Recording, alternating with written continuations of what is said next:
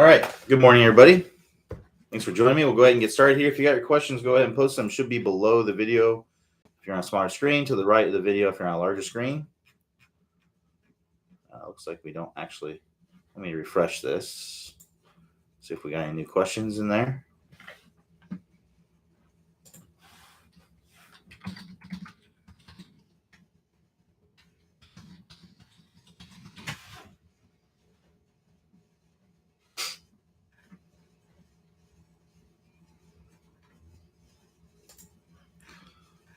All right. Okay, we got one new question there. Good to see. We have one question that was posted after office hours ended yesterday, so we'll go ahead and start with that one. So Jim P says, really struggling with casting. Any suggestions? Well, the short answer would be to work through the lag course, the top speed lag course. And one thing that I really like in the top speed lag course is our lag progression. So basically in the beginning stages of that lag progression, we're getting a feeling for the change of direction of the club. That's what creates lag is the change of direction, right? So if I'm going that way and the momentum on my club is still going that way while my hands start to go that way, that creates the club lagging behind your hands. So we have to get a sense and feel for that, right? So I would start out in that lag progression. We start out with kind of some short swings, right? Just kind of letting that club have some flow, right? So I'm shifting, and keep in mind here, when I'm shifting, right, and I'm turning, I'm also using my body. So it's not just my hands going like this. I need to shift my body, turn, throw my hands out that way, shift my body, turn, throw my hands back that way. And I'm letting the club kind of stay trail behind my hands throughout. So I'm kind of going like this, right? So I'm kind of letting kind of the natural flow and momentum of the club happen. I'm turning my body, right? So now I can go here, kind of do the same thing. I'm just throwing my hands, turning my body, throwing my hands, letting the club trail behind, right? Just having a little bit of flow there. So we have to get the sense and feel for doing that. Typically when people are casting, it's because they get here and then they throw out the club head right away. So they get here, instead of shifting pressure, turning my body, letting the club lag behind my hands, they get here and then they throw the club in front of the hands. So here's casting and here's getting lag, right? Letting the club kind of get behind the hands a little bit. So I would get the sense and feel for that in kind of shorter swings, just go up to longer ones, right? And then add the golf ball and just start out with some little short swings where you feel like you're letting that club kind of flow behind the hands and hit some shots, right? And then you build it up from there. So that would be, that's kind of the short answer. I know if you work through that, you will see some improvement in your lag. There could be some things going on in your swing that make it very difficult for you to do that. And unfortunately, there's no way for me to be able to know that without seeing your swing.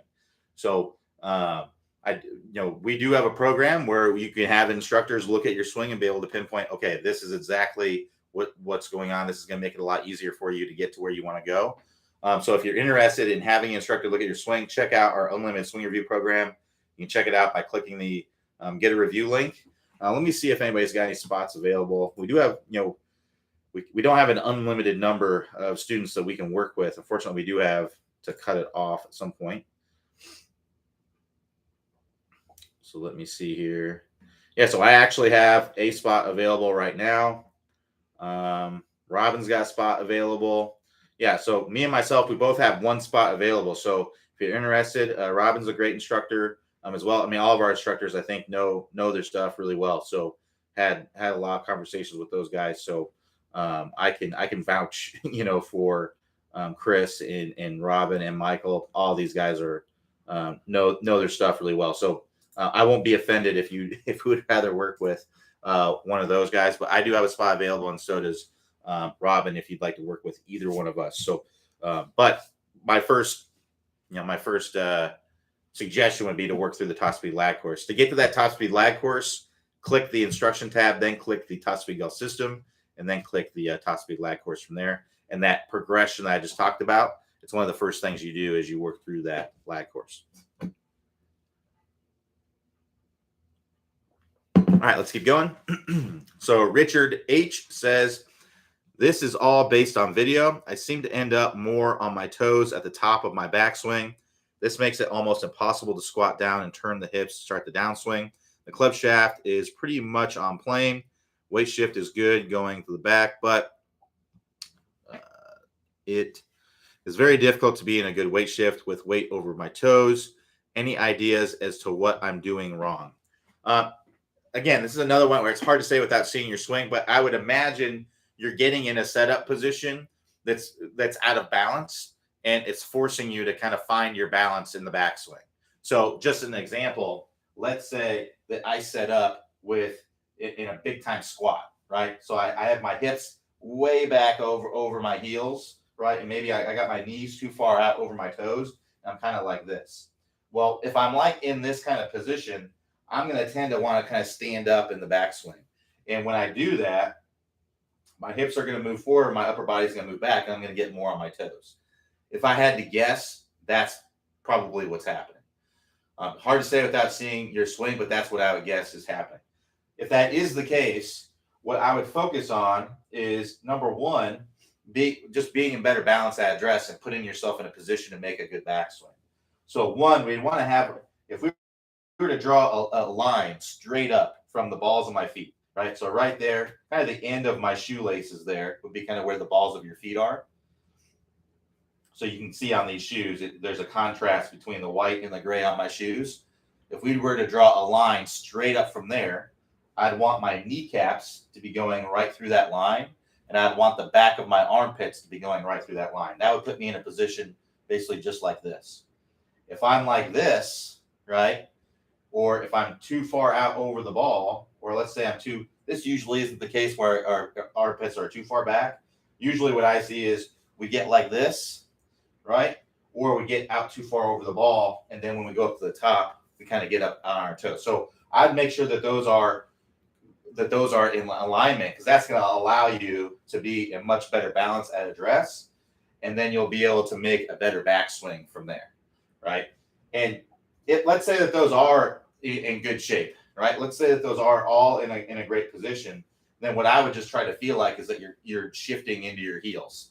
I try to feel like you're much more in your heels at the top.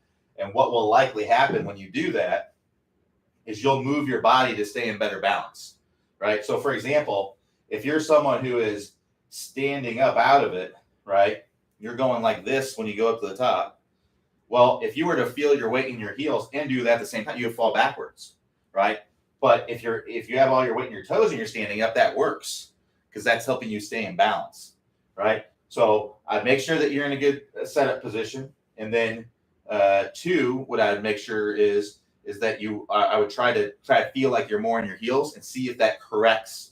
I would try to feel 100% of your weight in your heels. A good thing you can do is take a couple golf balls and put them underneath your toes to force you to be more in your heels, right? So that kind of puts you kind of up in this kind of position, where you can take a club and put it on the ground and kind of force yourself to kind of be in your heels more when you go up to the golf, because that elevates your toes. It makes it harder to do that. So you're gonna feel, if you do the things that you're doing in your swing right now when you're on your toes, if you're doing that when you're in your heels, most likely you're gonna fall backwards. Most likely is what's gonna end up happening. So you're gonna feel, okay, I need to be more like this when I go up to the top. I'm gonna need to have my shoulders tilted down more as I go up to the top. But like I said, hard to say without for sure seeing your swing. All right, let's keep going.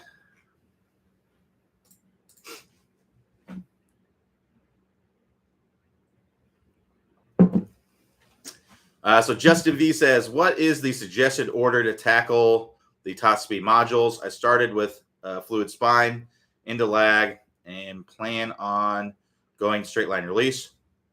We'll have some feedback on the suggested sequence for moving through the modules. So basically the order is, the order that it is put in on the website. So we have our stable fluid spine, we have the power turn, we have the lag course, we have compression line, and then we have the straight line release.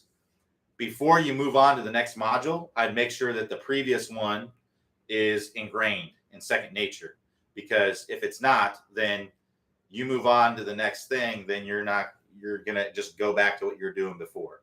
So for example, let's say your stable fluid spine is off, right? You do some work to get it you don't do all the reps, but you just do some work and you get to where it can look good on video. But the moment you don't think about it, you go back to what you're doing before, right? If that's the case, and then you go and you go to work on the next thing, well, you're not going to be thinking about the stable fluid spine, so you're just going to go back to what you're doing before, and then it just kind of undoes all you're doing. So there's a reason why we ask you to do a lot of reps, is because that's what it takes to make it second nature, to make it to where you don't have to think about it, you do it automatically.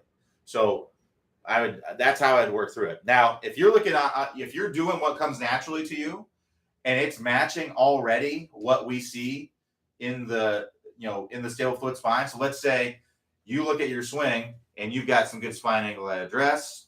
You look like this at the top. You got some good spine angle. It's nice and stable. It's not moving around everywhere. And then you come into impact and your spine is angled away at impact as well. If that is the case, then you probably don't even need to do the stable fluid spine and you can go on to the power turn course, right? Now, if you look at your swing in the power turn course and you say, hey, I'm getting well past 90, then, and that feels natural to you and your spine angles are good and everything's good to go, you probably don't need to do the power turn courses. It's pretty much redundant at that point, right? Now, if you look at your swing and you see that you're getting tons of lag when you're coming down, when this angle is sharpening as you're coming down, if you look at your swing and it's going like that, you need to do the top speed lag course. If you look at your swing and it's going like that, then it's redundant. You're already doing the lag part, right? So doing a bunch of drills to get lag really wouldn't do you any good because you already have it, right? So that's kind of the order that you want to work through it. What you don't want to do is look at all the pieces and then look at your swing and say, okay, because almost I would say 80% of the golfers that I do online lessons with have an early release, 80% of them. And a lot of times it's the thing that stands out to them and drives you the nuts the most, right? And the biggest mistake that I see a lot of people make is they look at their swing on video, they see they're not doing the straight line release, then they go directly to the straight line release. The problem is that their spine angles are probably off. They're probably casting the club to start the downswing. They're swinging short, so they're trying to throw it out to get a lot of speed early, right? So all of those pieces are prerequisites to the straight line release course, right? So that's what you don't want. You don't want to look at your swing and just kind of nitpick, okay, that's what drives me nuts, so I'm going to go work on that, because you're going to have a hard time getting the club to release out in front if your spine angles are bad, if your shoulder turn is poor, if you're not getting some lag in the swing, if you're casting the club, you're already dead, basically, right? If your compression line is off, right? If your hips are really bumped out, you can't rotate your body to be able to get the club to release out in front. So we have to work through all the pieces. So there's basically two ways to work through the top speed golf system. You can do each piece. You can go through level 1, level 2, level 3 of each one, right? Or you can go level 1 and then go on to the level 1 of the next piece, then the level 1 of the next piece, right? So what I would do is I'd look at your swing on video, face on and down the line, and most of the stuff you're going to be able to see in face on. And I want you to look and see, okay, are my, go to the stable fluid spine course and then look, okay, am I passing the test, right? At the end of every level, there's a test. So I would go kind of get an idea of probably watch the first video, get an idea of what the stable fluid spine is, then go to the test and see, okay, am I passing the test? Am I in that position? Am I doing that naturally without even thinking about it? If you are, then go on to the next level. Make sure that you're where you need to be there. If you are, then you can go on to the next level. If you're not, then you need to go back to the beginning of that level and work through all the drills, then go through the test and get the reps in to make it second nature, and then move on to the next piece, right? So that's what I'd recommend doing. The other, and I'm not saying that this is what you're doing, Justin, but this is just something that I see a lot of people doing. The other thing that I would recommend is focus on one level at a time, one piece at a time. I see a lot of people who come to me with the online lessons, and I ask them what they're working on, and they say that they're working on their lag, they're working on the shallowing fix, they're working on the distance fix, and it's like that's too many things. The reason why that is not helpful, and I found this out a long time ago myself, I'm the same way. I look at my swing and I see all these things I don't like. I want to fix all of them right now. But the problem with working on them all at the same time is that the moment you get any resistance on one thing, you run into it's getting difficult. It's getting hard. You quit that thing momentarily, and then you just move on to the next thing. And then that gets hard, and you run into a snag, and then you just move on to the next thing. And then what ends up happening is that you don't make any progress at all. You just end up kind of spinning your wheels. Whereas if, let's say, you're focusing on the stable fluid spine, and you're having trouble with getting the spine angled away at the top of the swing, right? Let's say you're having trouble with that. Well, generally, if you're working on a lot of things at the same time, you would just kind of put that on the back burner and then try something else and come back to it later. But if you're solely focused on that, and you have the mindset that I'm not working on anything else until I get this fixed, then you will power through that. You will figure out a way to get there, right? And then you'll actually make progress. You'll make really, really good progress. So that's what I would recommend doing. Don't work on multiple pieces at one time. Work on one thing, put all your effort and everything into that one piece, and then you move on. Then you move, once you get that to where it's ingrained, then you can look at doing something else. So that's what I'd recommend doing for working through the modules. Hopefully that helps, Justin. All right, so Frank C says, I'm trying Clay's swing flattened sequence and not having good results. Everything seems to be going low and left. Sounds like you're not swinging to the right enough, right? So what I'd recommend doing is get some sort of obstacle, put it in the way. So you're getting, sounds like you're getting the face closed. Assuming you're right-handed, you're getting the face closed, which is the first piece, right? That's the first thing that we need to do. And I assume by swing flattening sequence, you're talking about the 20-minute shallowing fix, right? So the first piece, the first thing that we have to do in the 20-minute shallowing fix is get the face closed. If you're hitting it left, assuming you're right-handed and it's curving to the left, then that means you're getting the face closed. You have the first piece down. Good to go. The next piece is getting the ball. So, like I said, first piece, we got to get the face closed. If the ball's hooking, it doesn't matter where it's starting. As long as it's hooking, that means that we're getting the face closed, right? So you're doing that already. You're hitting it low left. So I'm assuming it's a left hook, right? Starts left, keeps hooking left. Now the next piece, drill number 2, is getting the ball to start to the right and hook to the left, right? So you're getting the face closed, but you're probably coming down steep and swinging to the left, and that's why it's going left and left. So we need to get this club swinging from the inside and then starting to the right and curving to the left. And I would work through the sequence that he talks about in there. So first, it's just trying to swing to the right, right? If you can do it just by trying to do it, then that's the best thing to do. So a thing that I like to have students imagine is that they're standing in the batter's box at home plate, and they're trying to swing their golf club down the right field line. For a right-handed golfer, down the first base line. So that would look something like this, right? Really, really exaggerate it as much as you need to. Now, let's say you're trying to do that, but the reality is that you're still doing this, right? Well, then what I would say is, let's put something in the way, right? So if this is a box from a sleeve of balls. I like this. It might be a little bit too lightweight. If you're outside, it might blow away in the wind. So using a slightly heavier box might be a better option, like a bigger box from the box of balls instead of the sleeves. You can put a ball in there to kind of weigh it down. You can use like a slightly bigger box, something like that. You can use a head cover, anything that is heavy enough that won't blow away in the wind. But if you're indoors, then that's not a problem. But heavy enough that it won't blow away in the wind, but light enough that it's not going to damage your club, right? So if I put a golf ball in this, it's not going to damage my club. That box isn't going to damage my club. A head cover is not going to damage my club. So that's ideal. We don't want to put like a piece of wood there, or concrete, something that would not have any give and bust up your club. So what you do is you just place this behind your ball a little bit to give yourself enough room for the club to work through there. and then to the right just a little bit. So if this is my target line, this is just going to be placed slightly to the right of the target line. So if I come down steeply, what's going to happen? I'm going to hit that box. It's going to give me feedback right away. It's going to tell me, okay, that's what's going on. So I need to figure out how to make a swing and be able to avoid hitting that box, right? Now, some people don't like to have that box there because they feel like it interferes with the backswing. Very easy solution for that. Set up to it, start with the club behind it, right?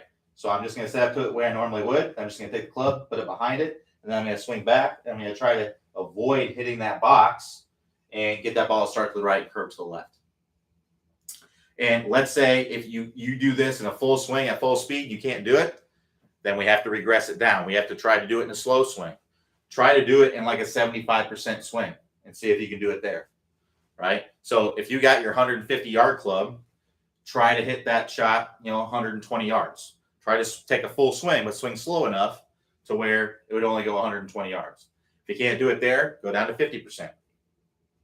If you can't do it at 50% swing, shorten the swing, right? You have to regress it to where you can do it and then build up from there, right? So I think you get where I'm going with this. Eventually, if you still cannot do it, then I would literally just try to chip the ball out there.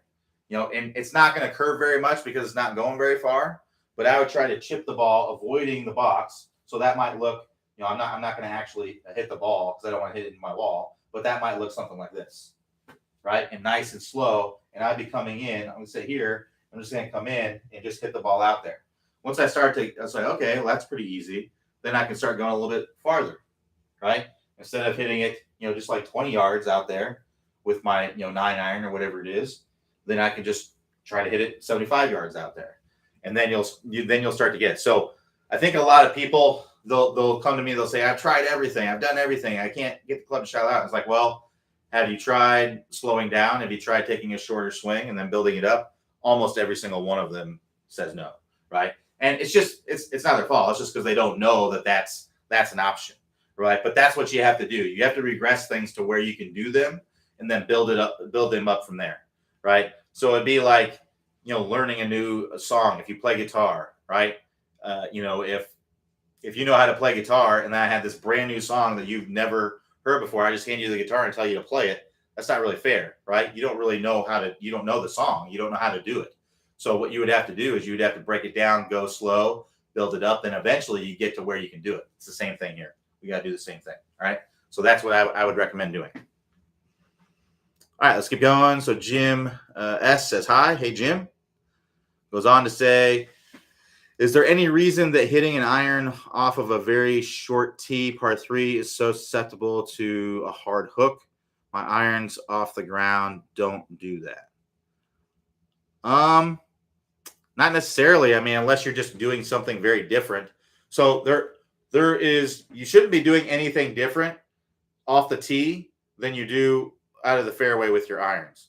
The only thing, it might be kind of what your mindset is hitting the ball off the tee. My guess is you're probably teeing it forward, or you're just doing something very different for some reason when you're teeing it up. But basically, when you tee it up on the tee box, all you're trying to do is just give yourself what will be a perfect lie in the fairway. That's your mindset. You're doing, I would almost imagine like you're standing in the middle of the fairway on your par 3, and you're just trying to hit it onto the green, right? And you just have a perfect lie. That's all it is. So I'm not really sure why you would be doing something different, but my guess is that your mindset is different when you're hitting off the tee box versus in the fairway, and you may be teeing the ball up in a way that's, or the ball position is too far forward or too far back or something that's different. So I would just look at it. It's the same exact thing. All you're doing when you're teeing it up on the tee box is you're just trying to give yourself what would be a perfect lie in the fairway. So Richard H says, thanks, Q. I think you hit the nail on the head. Balance at setup. All right, cool. Sounds good. Jeff P says, what is a good drill to keep your head behind the ball when swinging, striking the ball? Good drills would be in the stick behind the ball drill from the stable fluid spine course is a good one. So in that drill, what you're doing is you're just taking an alignment stick, putting it on the ground, and then you're having that, you're basically going to straddle that and have it right in the middle of your stance. So at address, basically, if you were to draw a line straight up from the stick, it should be going right up about through your ear, right? Should be going right through your ear. Your head should be behind it. Now, when you go up to the top of the swing, your head is going to remain behind it. Basically, if you draw a line straight up, it's going to be pretty close to this side of my head. Now, as I come to impact, with this in the middle of my stance, my nose to my ear is going to be right down. Somewhere in this area is going to be right down behind it, right? So I don't want to be like this. I don't want to be too far back here. It's going to be somewhere between my nose and my ear is where that's going to be coming straight up, right? So you can do some drills. You can do this at home, right? Look at yourself in the mirror, whatever you want to do. But what you can do is you can get in your address position. You're behind it. Go up to the top. You're behind it. Go to impact. You're behind it. Then go into the full finish. And then I would just start taking away the pauses and going more slow with it, right? And keeping your head behind it the entire time, right? So that's what I would be working through is a stable fluid spine course, because that's basically what we do in there. To get to the stable fluid spine course, click the instruction tab, then click the Top Golf System, then stable fluid spine. All right, let's keep going.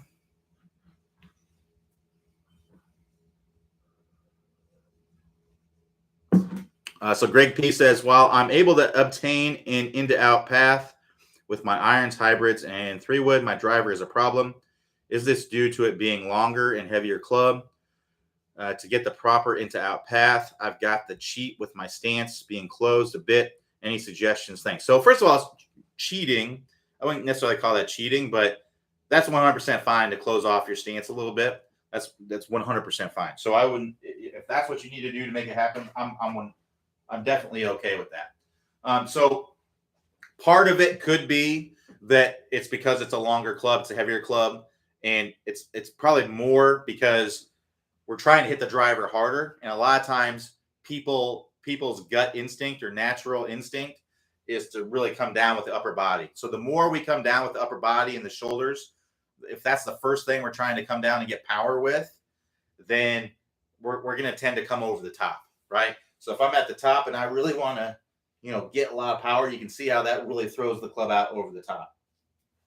So a lot of times people want to do that with the driver. Typically, the main reason I see people struggle with getting that into-out path with the driver is because of the ball position, right? So my ball position with an iron is going to be closer to the middle of my stance, maybe just slightly forward to the middle of the stance. With the driver, I'm going to be a little bit wider. And then also my ball position is going to be more toward my lead foot. Well, we swing this club on an arc, on an inclined plane, right? So if you imagine this is the arc that I'm swinging the club on. Well, if I'm swinging this in this direction, if my swing direction is straight toward the target, meaning this is aiming straight toward the target, right? Then my club is going to work into out, into out, into out. It's going to turn a corner, and then it's going to work to the left. Well, with an iron, because the ball is more in the middle of my stance here, right, you can see how that would be pretty neutral at the golf ball, right? I'm swinging into out, neutralizes at the golf ball, then it turns to the left. Well, if I take that same exact swing direction, and now my ball position is up here, well, now look, my club is going to be working to the left by the time that it gets to the golf ball, right? It's going to be working to the left. So what we have to do is we have to actually change our swing direction and shift it out to the right. We actually have to shallow the club more with the driver than we do with our irons, right? So that's what all I'd be trying to do is be just trying to shallow out the club more. Now that drill that I talked about earlier with the head cover or the box, that works the same for the driver, right? So we can put that there. I can grab my driver and I can put this head cover or box or whatever behind the ball a little bit and then slightly to the right of the golf ball. And if I come down steep and over the top, I'm going to hit that box, right? Since the driver's teed up, I probably wouldn't use this box because it's not tall enough. I'd probably use like a little bit of a bigger box, or you could even, if you're indoors and it's not windy, you could even like stand this up. You can even kind of set it like that, right? And now I need to hit this ball with my driver and avoid hitting that box. So I could have it here. And again, if this is in the way, just set up with it behind it. and then swing your driver from the inside, right? And go from there. And just start out with slow swings and then build it up from there. But again, I don't mind dropping this foot back and closing off the stance to be able to make that easier for you. That's 100% fine to do. The only drawback to doing that is it's a little bit harder to turn through the ball, right? That's the only real drawback is you're typically going to be more likely to stall your body and throw the hands a little bit. But depending on what's going on, that may be in your swing, that may be a better option for you. All right, so just some things to think about there. All right, let's keep going. So Frank C says, thanks, no problem. All right, so Jeff J says, thanks, Hugh. I practiced the power turn, but my takeaway is still coming back too far inside. I prefer drill for straight back takeaway. Well, first of all, an inside takeaway is not necessarily a bad thing. It's only really a bad thing if we're really rolling the club inside. So basically, my hands are kind of going out and the club is going inside and I'm rolling the face open. That would be a bad inside takeaway, right? If I'm just bringing this club back, right, and it's a little bit to the inside, and then I'm actually coming down good in the downswing, that's 100% fine.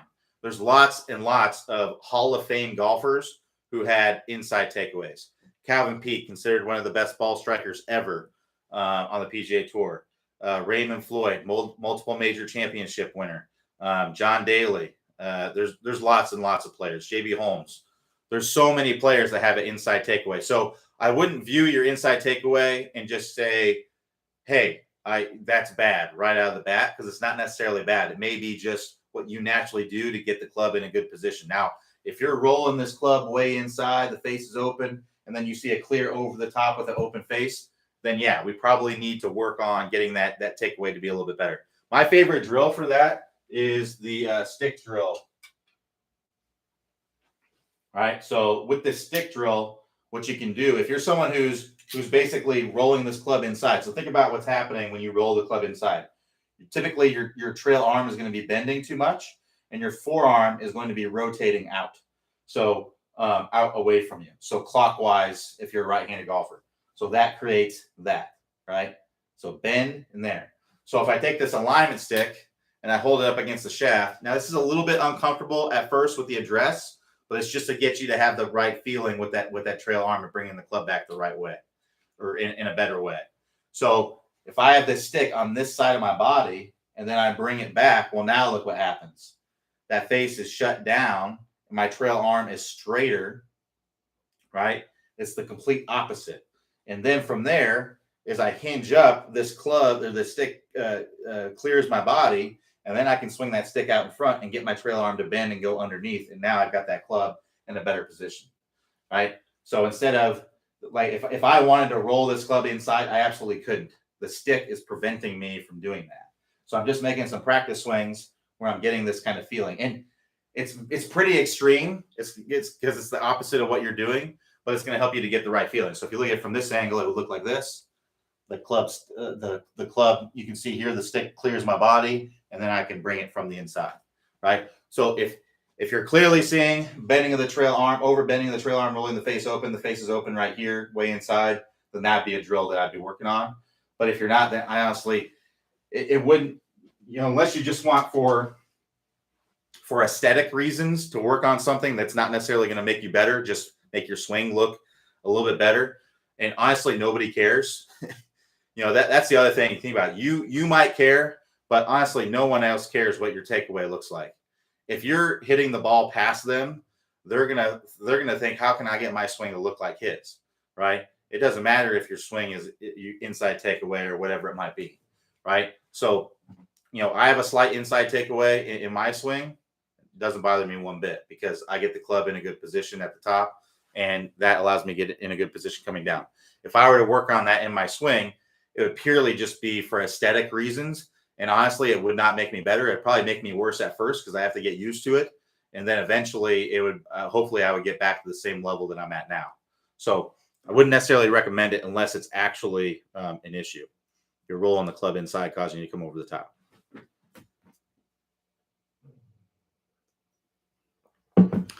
So Di says, morning Q, what is the ball position for putting? Some say the opposite of the left toe. Some say underneath your left eye. Confused a bit. So the reason why there are so many people saying different things is because there's no one set ball position, right?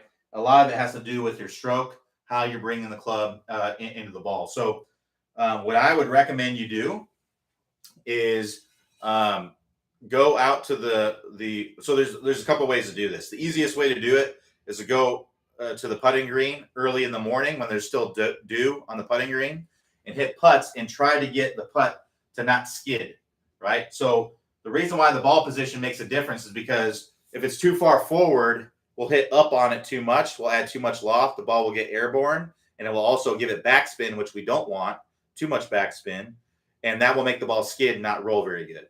We don't want it too far back in the stance because then we'll hit down on the ball. We'll hit it down into the ground, and then it will start bouncing. Ideally, what we want to have happen is we want the ball to just barely get up out of the grass, right? That's why putters have some loft on them, because we have to, what we want to understand is that the green, the ball is sitting down in the grass a little bit. Even though it looks firm and all that stuff, it still is sitting down in there a little bit. So we need to lift it up out of there just barely, but not so much that it ends up putting backspin on it, right? So we want to lift it up out of there, and then we want the ball to kind of knuckle and then land and then start rolling purely, right? We don't want it to come up out of there. So if we're kind of looking at, actually have a, and using one of these balls is awesome. Eyeline Golf sells these golf balls. They're half black, half white. You can also just look at the line. But if you go on a practice green and it has dew on it, you'll be able to see if the ball is bouncing a ton. Ideally, what you'd want is very minimal bouncing, and it just kind of gets up in the air and then lands, and then maybe one bounce and then starts rolling purely, right? If you're seeing it bouncing a bunch, then that means that you're either hitting up on it too much and it's spinning and skidding, or you're hitting down in it and it's bouncing off the ground, right? So you change your ball position based on that, right? So if you're hitting it up in the air, getting too much backspin, then you move it a little bit back. If you're hitting down on it and chopping it, it's bouncing off the ground to start, then you move it forward, right? Wherever that could be off the front foot, that could be off the back foot. Now, generally, it's not going to be off that.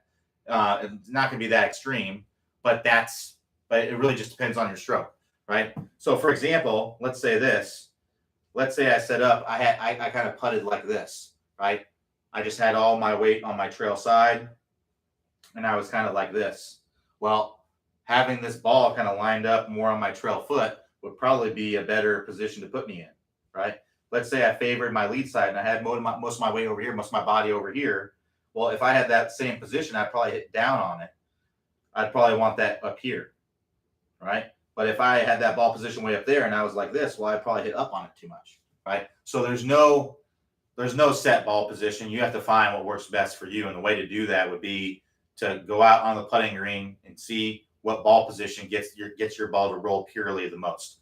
Another thing that you can do, and that's why I suggested this golf ball. Most of our cameras are going to have slow motion. These days, most of our phones are going to have slow motion cameras on them. All the iPhones basically have them from the last, I don't know how many years, probably 10 plus years. Most of the Android phones have them. So what I would do is I would set up your camera next to the ball, and I would get a ball like this. It's like half black, half white. Makes it very easy to see. Or you can just use a normal golf ball, but just have the line on the ball to where you can see it. And then watch how the ball comes off of there. Do you see it get up in the air and then start spinning backwards and then land? If that is the case, then you probably want to move it a little bit more back in the stance, so that way you're not giving it so much more loft. Ideally, what we'd want to see is we'd want to see this ball get lifted up in the air, and maybe you almost want to see it kind of knuckling. If it tilts back a little bit, that's 100% fine, and then it lands and starts rolling, right? It's not going to do this. It's not going to topple forward because you're hitting the ball up in the air, right? You're hitting it with loft. You could maybe do that if you hit it off of a tee, but off of the ground, it's going to be hard to hit up on it enough to get it to actually topple forward. So generally, you're going to see it kind of come off there, kind of knuckle, maybe just tilt back a little bit and then start rolling. That would be pretty good. If you get it to knuckle and then it starts rolling forward, that's even better. But that's pretty hard to do. What we don't want to see is you hit it and then it starts rolling back a ton, and then it skids and then it bounces. And what we also don't want to see is it just hit straight down in the ground and it's just start bouncing right away, right? So if you see it, you're bouncing it into the ground, then move it forward. If you see that it's getting up in the air and it's spinning a bunch, then move it back, right? So that's basically what it comes down to. All right, so we got about 20 minutes left. Greg P says, thanks, Q. Very helpful. No problem. Di says, thank you very much. I'll go to the putting green to do the experiments and pick the best one, which is working for me. Awesome. Yeah, it's the thing about putting. There's lots and lots of different ways to do it. So that's why it's hard to find one opinion. The things that are constant in putting are, number one, you have to hit the ball at the right speed, right? The right speed. You have to hit the ball at the right speed.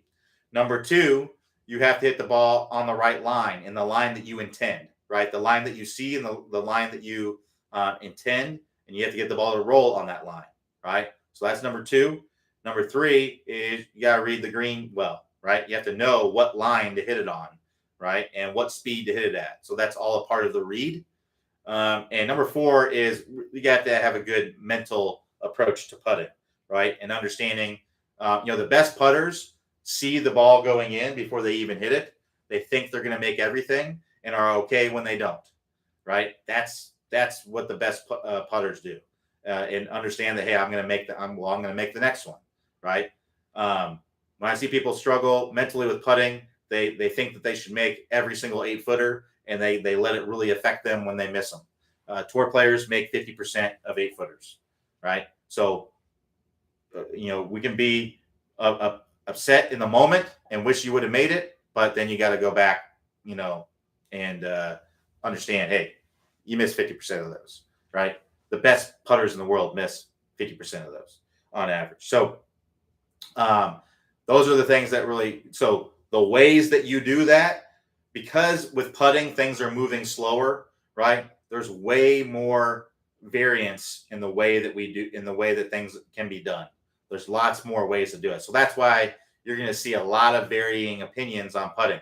Those things are not arguable. You have to do those things with putting, but the way and the method that you do those things, it's definitely a lot of opinions on that out there. So those are kind of the main things that you want to look at. All right. Got a couple more questions here. So Jerry says, when hitting the fairway woods, is the club slightly moving down at impact, or are you at the bottom of the swing and achieving a sweeping motion? When you're hitting the ball off of the turf, you definitely want it to be moving down a little bit. Generally, with a tour player, you're going to see for a fairway wood, the low point, meaning where the club bottoms out, is going to be, roughly about 3 inches in front of the golf ball for a fairway wood. Now, it's typically coming in very shallow, so it's going to be pretty, it's still going to be a sweeping motion, but it's still moving down into the golf ball.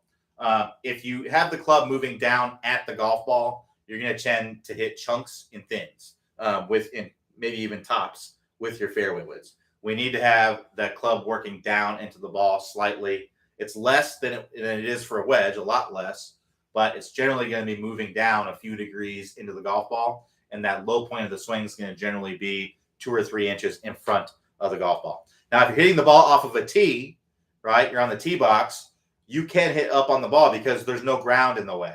Or the ground's in the way, but it's less in the way. You have air underneath the ball, right? So if you're hitting a fairway wood off of a tee box, you can tee it up enough to give yourself a little bit of air underneath the ball, so that way you can hit up on it.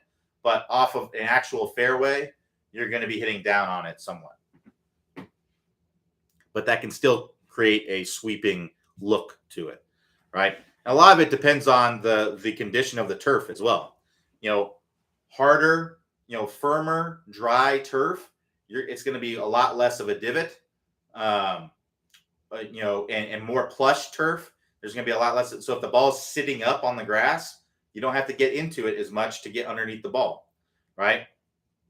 You're not going to go down into the ground as much. So plush, dry, firm is going to be less of a divot, whereas tightly mown, wet, and soft, there can be quite a bit of a divot there because there's less resistance to the club. The club's going to get into the turf more, and and there's going to be less resistance to that turf. So keep that in mind. You can take the exact same swing, but have a much different looking divot or lack of a divot depending on the turf, the condition of it. So Dai goes on to say, "Hi Q, I just don't know how to read the green. It is so hard for me. How do you read the green?" The best way to learn to hit the green is to try to find the perfectly straight putt, right? So when you're looking at, and we talk about this in the Toss We Golf putting system, but let's say that this is a dead straight putt, right? And then we have to determine, is it uphill or is it downhill? So find the dead straight putt, and then is it uphill or is it downhill? Let's say that this was an uphill. I found, like, if I'm standing right here, I think that if the ball was right here, this ball would just roll dead straight at it, right? So I know if my ball is over there and this is uphill and my ball was 90 degrees to the right, I know that that's going to have the most amount of break, and it's going to break from right to left. If my ball was over here, it's going to have the most amount of break, and it's going to break from left to right, right? I know if I had the putt directly on the other side of this, that it would be dead straight, but it would be faster because it's downhill, right? So that's really what you have to get good at, is finding where the dead straight putt is. Now, how you do that is by getting down low, right? Getting down low and looking, getting back behind it enough. I see a lot of people read greens. The ball will be right here, and they'll get 3 feet behind it, and they'll try to read it from here. You're not going to be able to see much. You need to get 20 feet behind it to be able to see what's actually going on, to get low enough to be able to see what's actually going on. The other way to read or feel the slope in the green is with your feet, right? Your feet are way more receptive than what you think. What I like to do when I'm reading a putt, let's pretend like this was like a 20-footer, right? I know it's only 3 feet, but use your imagination. Let's say it's a 20-footer. What I would do is I would actually walk around the hole, right? Now, you want to be cognizant of where everyone else's putt is, so that way you're not like walking in somebody's line. But what I like to do is kind of walk around it, and I'm feeling in my feet. I can feel, okay, this is going that way. This is going that way, okay? And that was uphill. Like, I could feel I was kind of walking up, and then I could feel it's kind of sloping that way.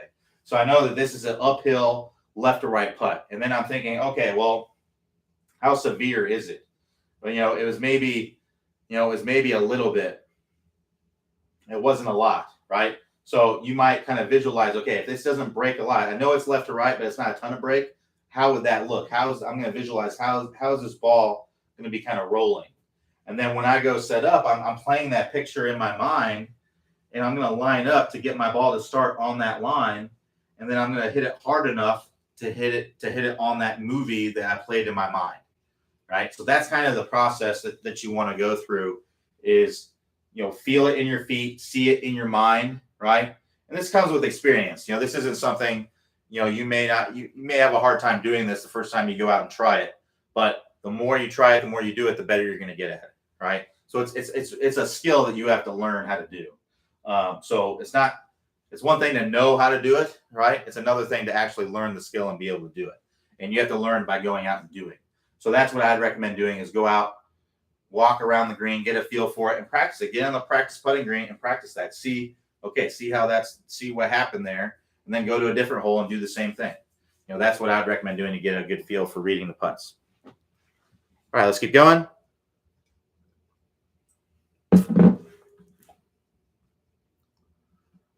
So Tim R says, when hitting a driver into a net using the foot spray on the club face, it shows I'm hitting the ball on the toe. Any suggestions? My best suggestion, or without seeing your swing and knowing what's going on there, the suggestion that I can give you is try to hit the ball off the heel. Change your intention. Right now you're trying to hit the ball off the center of the face, but the reality of what's happening is you're hitting it on the toe, right? You said the toe. So what I would do is change your intention to hitting it off the heel to move the strike more to the center. And if you still hit the ball on the toe, then I would exaggerate it more, right? Set up to it in the middle of the face. Now, it's one mistake that I see a lot of people make is, in your case, you're hitting the ball off the toe, is that they'll go up to it and they'll line up to it like this. They'll line up with it on the heel. And that doesn't really fix the problem. And also, a lot of times it makes it worse. The reason being is that we're human, we're adaptive, right? So you standing closer to the ball, your brain is thinking, well, okay, I got to pull my hands in, and that just makes you hit off the toe more, right? Now, if we were robots, right, and you just needed to program us, and you just needed to adjust us that way, that would work well. That's why logically it makes sense to do that. But the reality is that, whether you're consciously doing it or not, you're going to adapt. And the problem is that your hands, the sweet spot's kind of working toward you through impact, and that doesn't fix the issue. Just changing where you're lining up with the ball, right? So line up with it the way you normally would, and then change your intention. Try to hit the ball off of the heel and exaggerate it as much as you need to get the strike in the center of the face.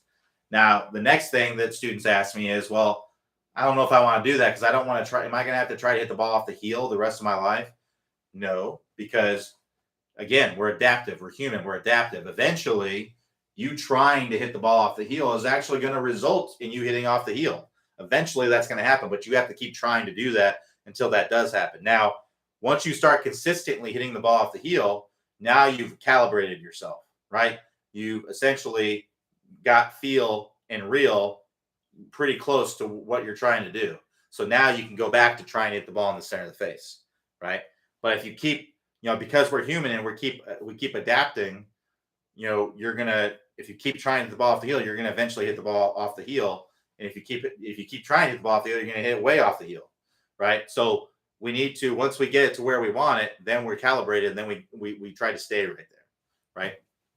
So that's the main thing I tell you, is just try to hit the ball off the heel as much as you can. And then once you start hitting off the heel consistently, you're calibrated, and then go back to hitting it off the center. All right, let's keep going here. So Dan W says, do you recommend bringing the putter back and feeling like you're letting the club drop rather than swinging it forward? I'm trying to figure out how I can correct my occasional jerking motion that hits the ball too hard. No, I don't really feel like the putter drops or anything like that.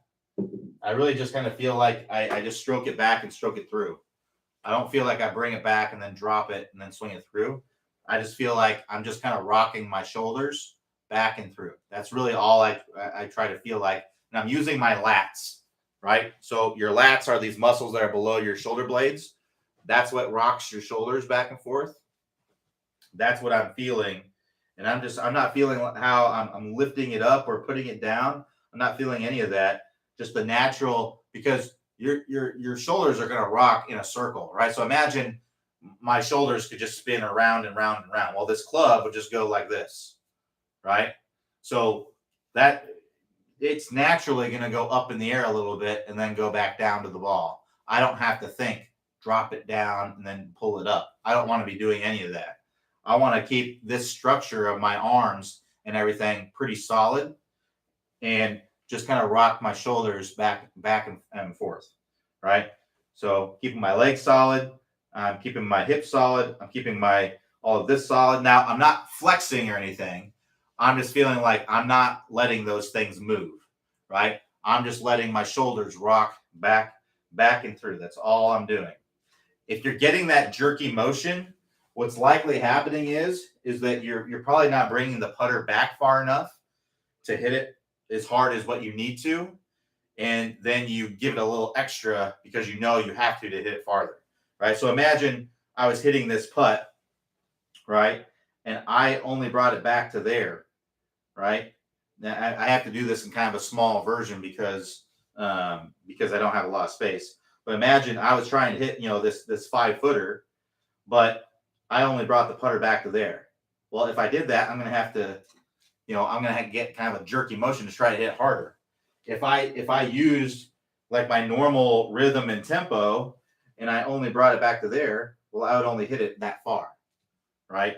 So you're most likely doing that, but to a larger scale, right? You might have like a 20-footer maybe, and you only bring the putter back to there. And if you go nice and smooth through the putting stroke, your brain knows, well, you're only going to get it halfway there. So what you might do is you get here and then you hit it, then you jerk it and hit it hard, right? So what I would work on is keeping that tempo and working on how far you have to bring the putter back to hit it certain distances. I would really try to work on your speed control. That's more than likely what you need to do. So my favorite drill for speed control is the ladder drill. So what you do with the ladder drill is you put a ball, disregard the hole here. You put a ball here out in the distance, right? 20, 25 feet, somewhere in that range. And then you'll have a starting point. So I would either put like another ball at the starting point or a tee at the starting point. So that way you know where you're supposed to start. Right? So I'm going to put this orange ball here as my starting point. And what I'm going to do is I'm going to make a putt, making sure I'm keeping that good tempo. I want to keep that good tempo, the same tempo on all my putts, right? And the length of the putt is what's going to make me hit it harder, not quickening the tempo, right? That is a way to do it, but it's just not what we see most. Hey, if that works great for you, a quicker tempo with the same length stroke, then fine. If that works great for you, you're able to control your speed that way, I have no problem with it. But if you're really having trouble with speed control because you're jerking at the ball all the time, then I would recommend getting a nice smooth tempo, right? Really focusing on rocking your shoulders with the lats and just lengthening the stroke when you need to hit it harder. So this would be kind of like a short putt, longer putt. You can see how these are all, this is the same tempo. I'm not changing how the effort that I'm putting into it, right? It's just that it's coming down with more speed because I have more time to speed up that putter, right? So again, back to this drill, this is my starting point where this orange ball is. So what I'm going to do is I'm going to try to putt this ball up to this ball without going past it, but getting as close to it as I possibly can. So let's see how good we can do here, trying to putt this as close to that one, but not going past it. If it touches it, then that's counted as going past it. So that one, I didn't even make it one. That's not a good example. I tried to bite off a little bit more than I can chew there. So I didn't even get one. My best score right now is 0. So let me see if I can get a few here without actually hitting it. My carpet was a little faster than I anticipated there. All right, so that's not too bad there. I left it about a foot or so short. So now what I'm going to do is I'm going to take that last object ball and I'm going to bring it back to the starting point, and now I'm going to putt to that one. And I'm going to keep doing that. So I'm at 1 right now, and I'm going to putt to that one. And I hit it. So that went past it. So I only got 1. So I'm not doing very good with my own game here. But I'm going to go back to that. And I'm going to try again. But you can see how, okay, I have to make an adjustment. I'm hitting things a little bit too hard, right? So I'm going to roll that one. And the direction does not matter, right? So I hit that probably 6 inches to the right of that ball. I don't care. I don't care about that. I'm only caring about my speed. All right. So again, I'm going to hit toward that ball. I got to keep it short of it. All right. So I kept it short of it. Now I'm kind of, now you can see the difficulty that comes in, because if I leave it too far short, then I don't have a lot of space to be able to hit more balls. So now I'm at 2, but now this ball is a lot closer to me than I'd like it to be right now. So now I'm going to putt to that one. I'm going to try to get pretty close to it. So that wasn't too bad. I got it up to about 5 inches away from it. So I didn't lose too much space there. I'm up to 3. So that one there, again, I got it up to about 4 or 5 inches. I'm up to 4 now.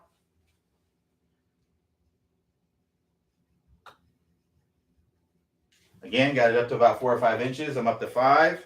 So you can see that space is closing in. It's getting harder and harder to not get it to go past it.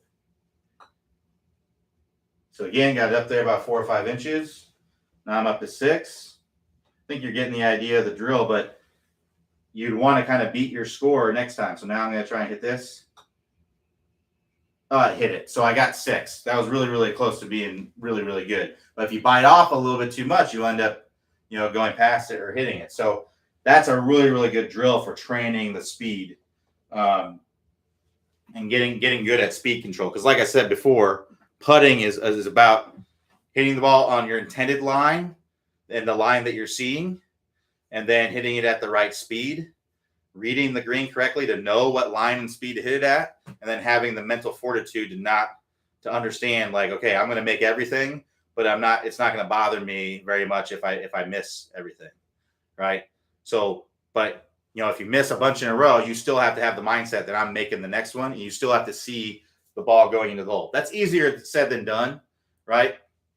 It's a lot easier said than done. I will tell you, I can count on many, many occasions that, on that first hole, you have a 12-footer and you drain it. That builds a lot of confidence. A lot of times I putt pretty good the rest of the day. Whereas if I have that 6-footer on the first hole and I miss it, I'm not going to lie and say that, I putt really well, versus the other situation. I need to work on my mental game when it comes to the putting as well. But I'm saying the best putters in the world, they think they're going to make everything. And when they don't, when they miss putts, they still think they're going to make the next one the same amount. It doesn't change, right? So you have to have that kind of mentality to be like top level kind of putter. All right. So thanks everybody for joining me. We'll be back here tomorrow, Thursday, 3 p.m. Eastern time. Everybody have a great rest of your day. I'll talk to you next time.